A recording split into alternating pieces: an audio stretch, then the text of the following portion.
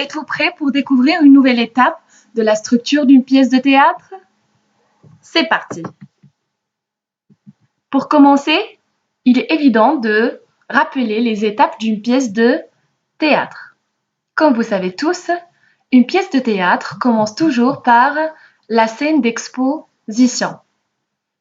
Dans cette partie, plutôt dans cette étape, on présente le temps, le lieu et les personnages de l'histoire. C'est une situation caractérisée par le calme, par le silence. Deuxièmement, le nœud ou encore le problème. Et il représente le problème qui casse le calme de l'histoire.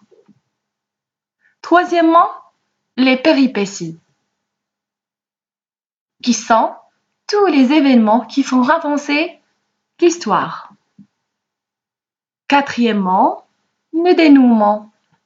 Si le nœud désigne le problème, et donc le dénouement, c'est la solution au problème.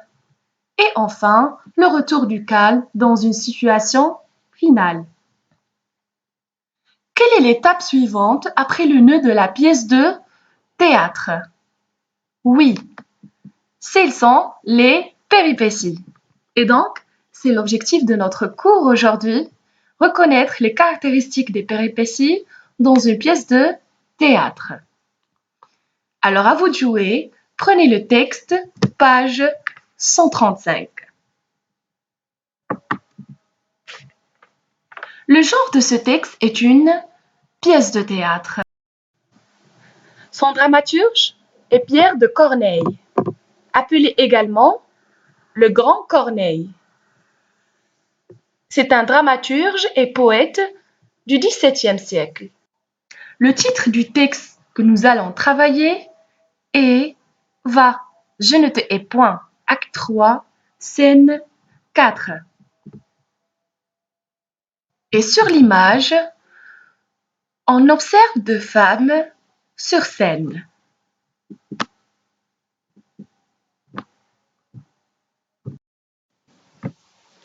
Va, je ne te hais point.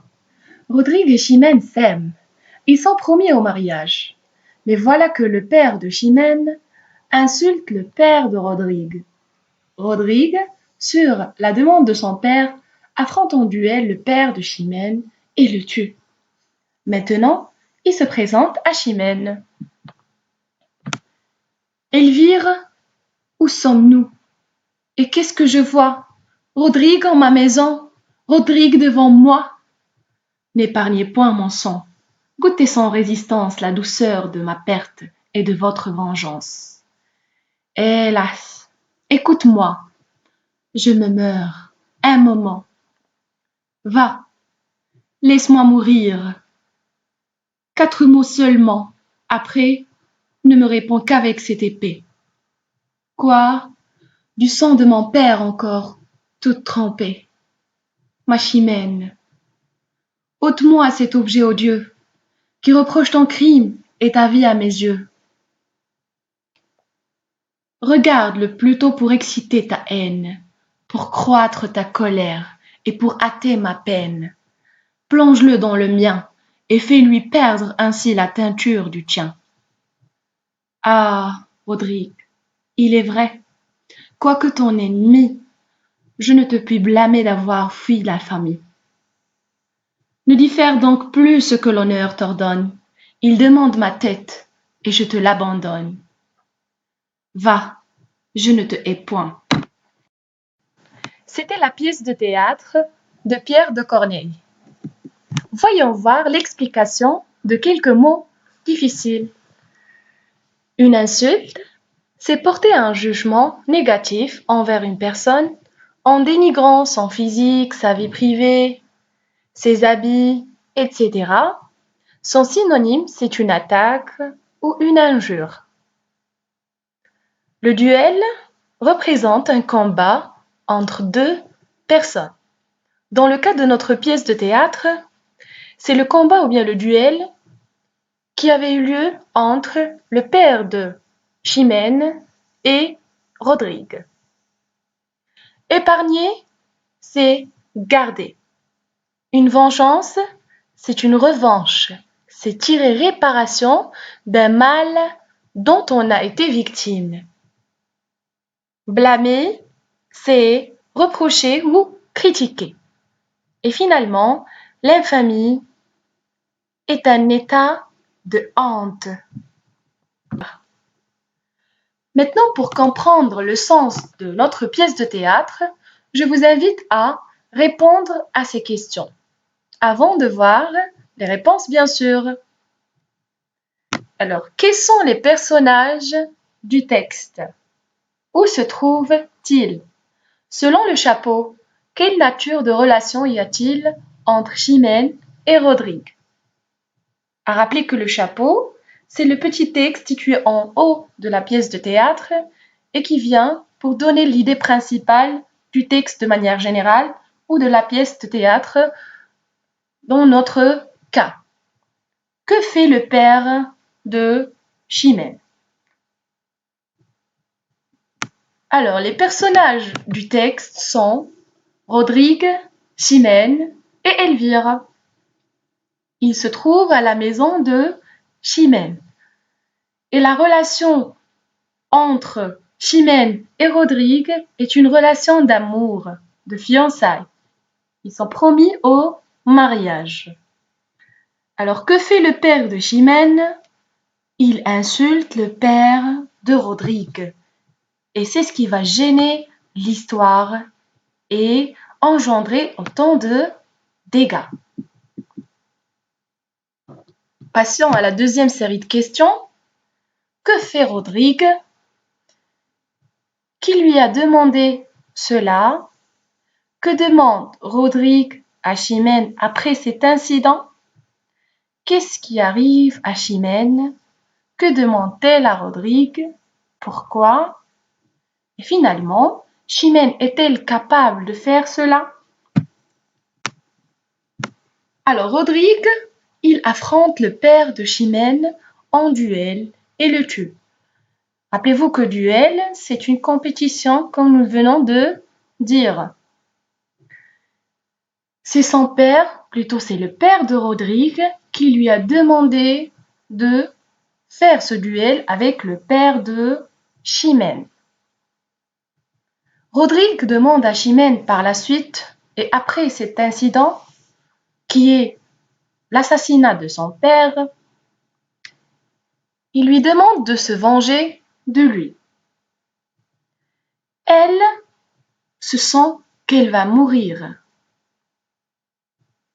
Et elle demande à Rodrigue d'ôter son épée, car c'est l'objet de son crime contre son père. Finalement, Chimène est-elle capable de faire cela? Non, elle n'est pas capable de se venger, ou plutôt de venger son père. Dernière série de questions. Quel est le sentiment de Chimène envers Rodrigue malgré l'assassinat de son père? Justifiez votre réponse. Cette scène est-elle comique ou tragique? Alors, je vous rappelle que une scène comique, c'est une scène qui fait généralement rire. C'est une scène comique au vrai sens du mot. Et une scène tragique, c'est une scène dont la fin, elle fait pleurer. D'accord? Donc la Chimène, est-ce qu'elle a sauté de joie ou bien est-ce qu'elle a versé des larmes?